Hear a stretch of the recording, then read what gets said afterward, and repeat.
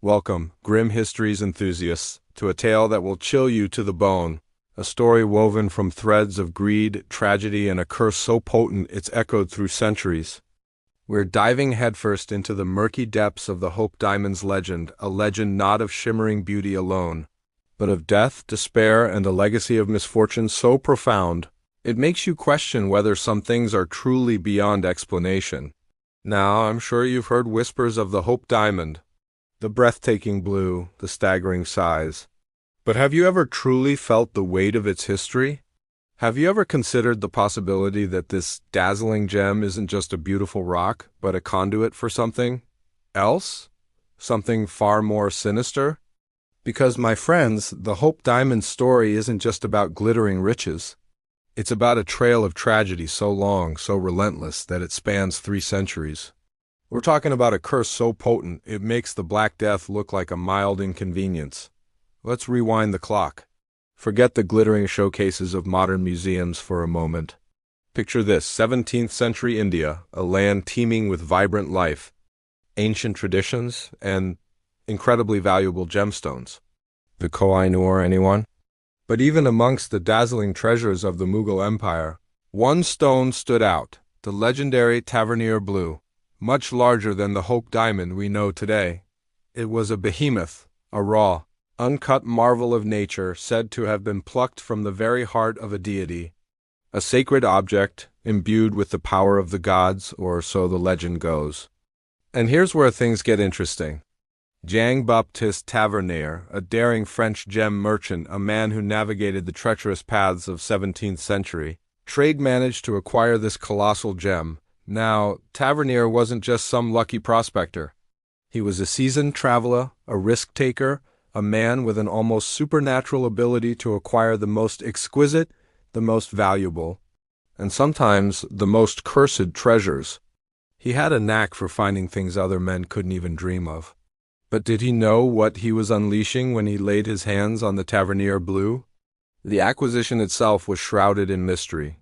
Some say he bought it legitimately, others whisper of theft, of deceit, even of sacrilege, an act that violated the sacred bond between the gem and its divine origins.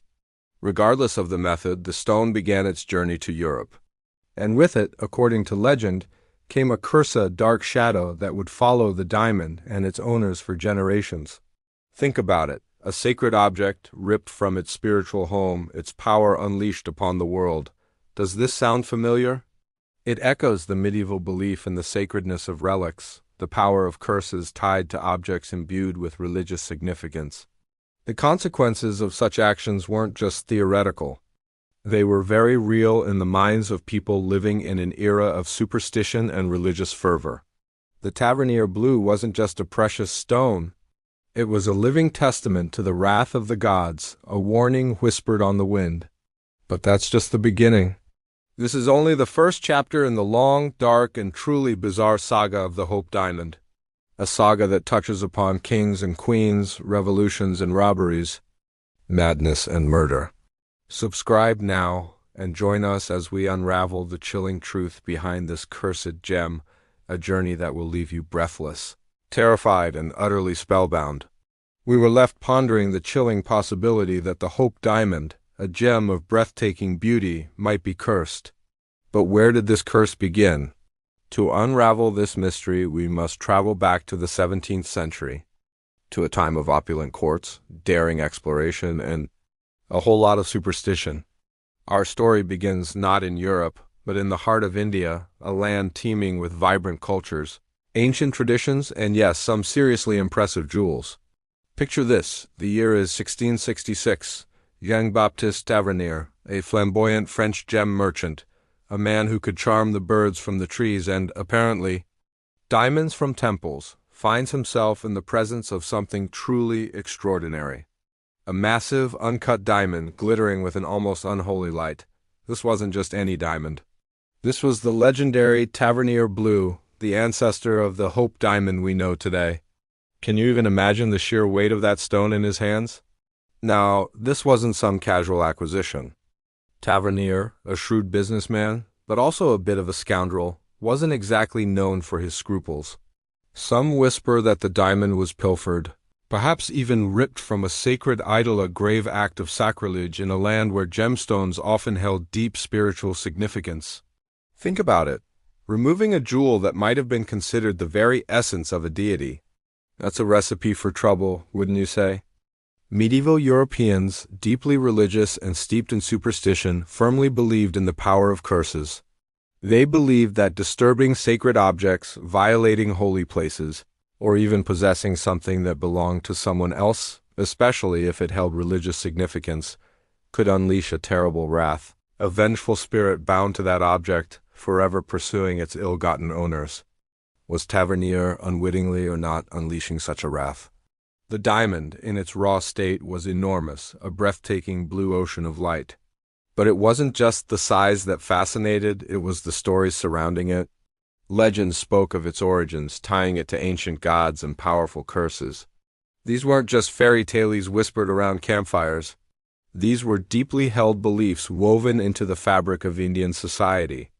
Tavernier, a man of his time, might have dismissed such tales as mere folklore. But the whispers, the legends, the very weight of history attached to the stone. Surely even a hardened gem merchant felt something. After acquiring the Tavernier Blue, Tavernier's life took a decidedly interesting turn. He continued his travels, amassing more wealth, but also facing a series of unfortunate events. Shipwrecks, near-fatal illnesses, and financial setbacks plagued his later years. Was it simply bad luck, or was the curse of the Tavernier Blue already beginning to manifest? His death, in 1689, was sudden and somewhat mysterious, adding yet another layer to the burgeoning legend. The diamond, having survived its first owner's misfortunes, changed hands, its journey mirroring the turbulent times of Europe. It passed through the hands of kings and queens, nobles and merchants, each adding their own chapter to the growing tale of woe. But Tavernier's acquisition, his perhaps sacrilegious act, marked the beginning. He may have been the one who ignited the inferno, inadvertently unleashing a curse that would follow the diamond for centuries. Or was it simply coincidence? You decide.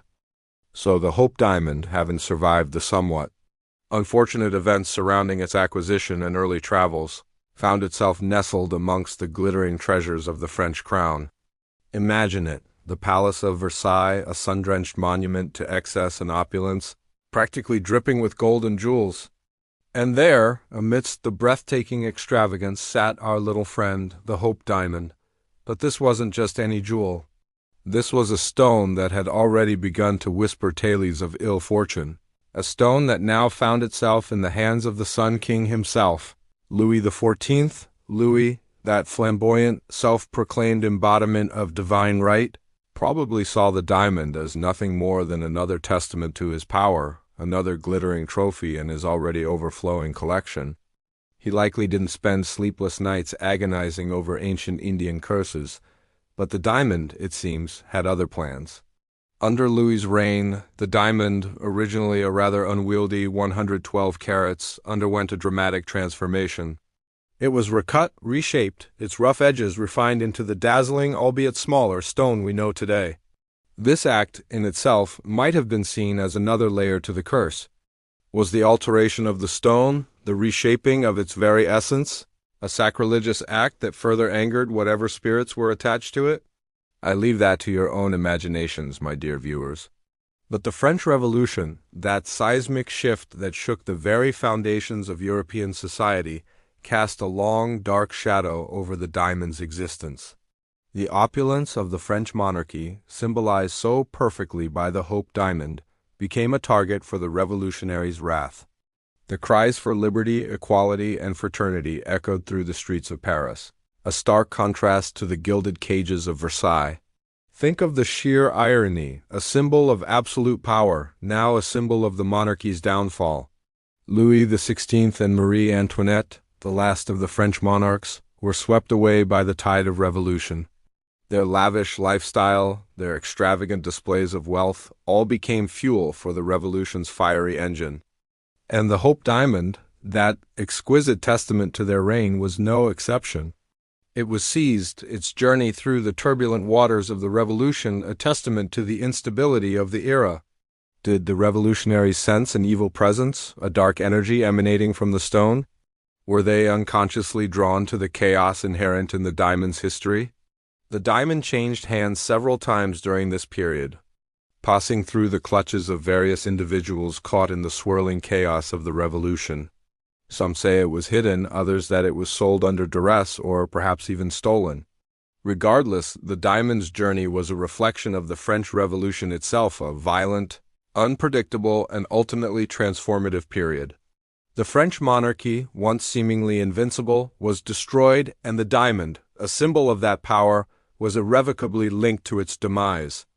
Was this mere coincidence or a further manifestation of the curse? The fall of the French monarchy marked a turning point in the diamond's history. It was no longer simply a precious jewel. It was now a potent symbol of a fallen regime, a tangible link to a tumultuous era. The whispers of a curse, once confined to hushed conversations, now began to spread like wildfire, fueled by the tragic events surrounding the diamond's passage through history. Its journey continues. A journey marked by misfortune and death. The French Revolution's guillotine had silenced the whispers of the cursed diamond for a time, but the gem, like a persistent phantom, refused to be forgotten. It resurfaced in the swirling fog of 19th-century London, a city as shrouded in secrets as the diamond itself. We find it now, not in the hands of royalty, but in the clutches of a banker named Henry Hope, from whom the diamond takes its modern name. And with it, a new chapter of alleged misfortune begins. Henry Hope, a man of considerable wealth and even more considerable ambition, acquired the Hope diamond in 1839. He was a prominent figure in London's high society, a world as glittering and treacherous as the diamond itself. Did he know the stories? Did the whispers of a curse reach even the ears of the most hardened capitalists? We can only speculate. But what is undeniable is that the acquisition marked a turning point in the diamond's already turbulent history. Now, the Victorian era was a time of immense change, a time of scientific advancement juxtaposed with a fervent belief in spiritualism and the occult. This duality perfectly encapsulates the Hope diamond's new narrative, a blend of scientific marvel and supernatural dread. The diamond, once a symbol of royal power, now became an object of fascination, fear, and intense speculation. Its dark history, passed down through generations, was embellished with new details, each one more sensational than the last. Newspapers and pamphlets, eager to capitalize on the public's morbid curiosity, spread tales of woe associated with the gem. Stories of sudden deaths, financial ruin, and inexplicable misfortunes were linked to its ownership. Was this mere coincidence, or was something more sinister at play? The Victorian public, steeped in tales of Gothic horror and obsessed with the supernatural, readily embraced the idea of a curse. Remember, the medieval fear of curses remained deeply rooted in the collective unconscious, even amidst the burgeoning Industrial Revolution. The superstitions of the Dark Ages still held sway, especially when confronted by something as mysterious and captivating as the Hope diamond. The diamond changed hands several times during the Victorian period, each transfer seemingly accompanied by a fresh wave of misfortune. One owner, a wealthy Parisian banker, reportedly suffered a series of financial setbacks after acquiring the gem, ultimately losing his entire fortune.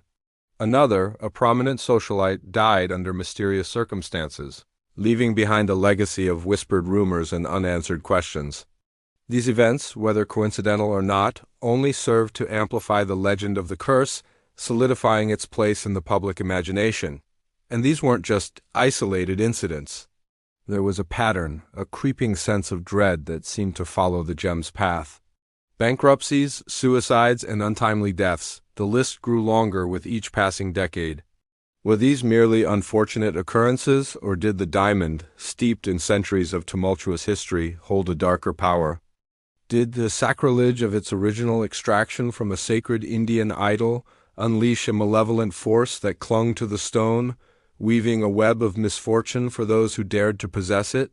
The Victorian fascination with spiritualism further fueled the curse narrative.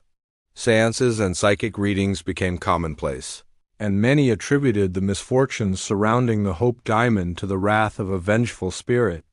He diamond became a focal point for these occult investigations, a tangible link between the earthly and spiritual realms. The whispers of the damned, once confined to hushed conversations in dimly lit corners, now echoed through the grand halls of Victorian society. The Hope Diamond, once a symbol of French royal power, now embodied the Victorian fascination with the macabre and the supernatural.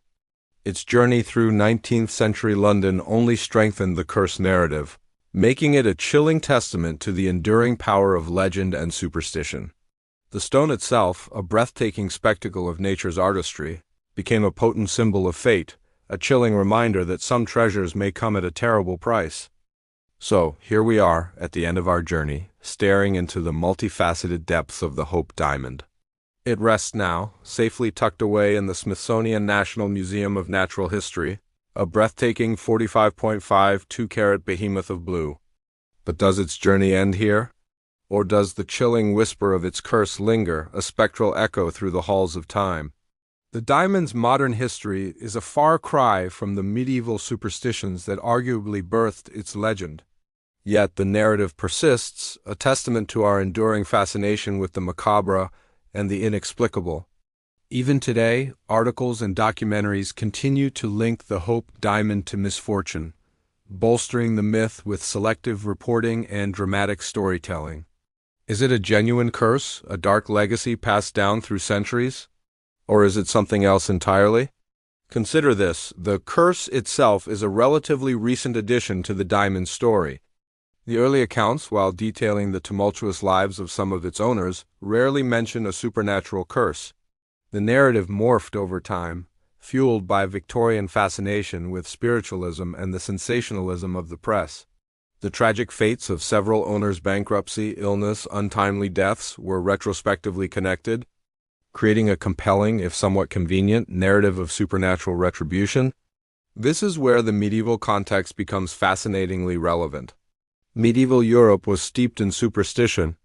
The Church's immense power was intertwined with beliefs in divine retribution, curses, and the power of sacred objects. The idea of a cursed artifact imbued with negative energy from a sacrilegious act or a broken oath wasn't uncommon. Consider the legend of King Arthur's cursed sword, Excalibur, or the numerous tales of cursed treasures guarding ancient secrets. These stories were both warnings and reflections of the anxieties of the time, a world facing constant threats from famine, disease, and war. The Hope Diamond's narrative, therefore, isn't just a story of a gem.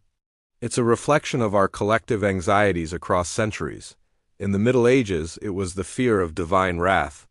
In the Victorian era, it was the fear of unseen forces and the unknown. Today, it's perhaps a fascination with the unexplained, a yearning for a glimpse into the supernatural, a thrilling mystery that transcends the mundane. The truth is probably more prosaic.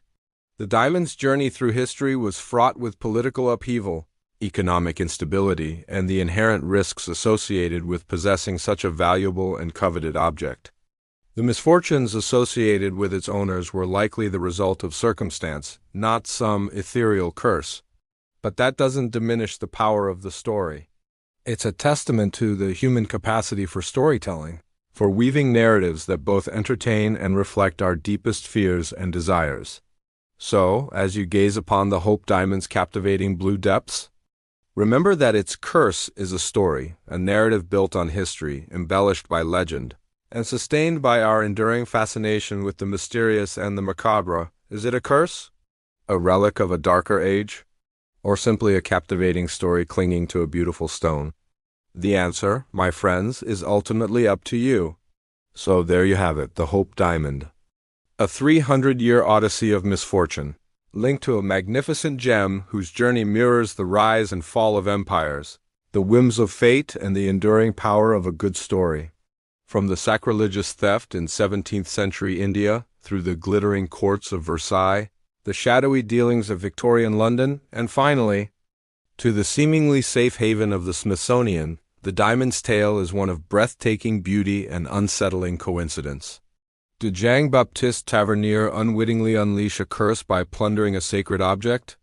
Did the French Revolution, a cataclysm fueled by inequality and resentment, merely serve as a dramatic backdrop to the diamond's already cursed journey? Or is the story, as many now suspect, simply a masterful tapestry woven from rumor, superstition and the human desire for a good spooky tale? The truth, much like the diamond itself, remains multifaceted and elusive. Each owner, each era, added another layer to the legend, transforming a potentially simple story of theft and resale into a narrative ripe with tragedy, mystery, and a lingering sense of unease. The sheer number of unfortunate events surrounding the diamond's ownership is, statistically speaking, improbable. Yet, the lack of a single, definitive causal link leaves the question of its curse hanging in the air, a tantalizing mystery that continues to fascinate. Perhaps the real curse of the Hope Diamond isn't a supernatural force, but the enduring human fascination with the macabre, a fascination that fuels the legend even today. It's a reminder that sometimes the most compelling stories are the ones that defy easy explanation, whispering tales of fate, chance, and the enduring power of a well-told myth. What do you think? Is it a curse, a coincidence, or something else entirely? Let me know your theories in the comments below. And don't forget to like this video and subscribe to Grim Histories for more chilling tales from the darker side of history.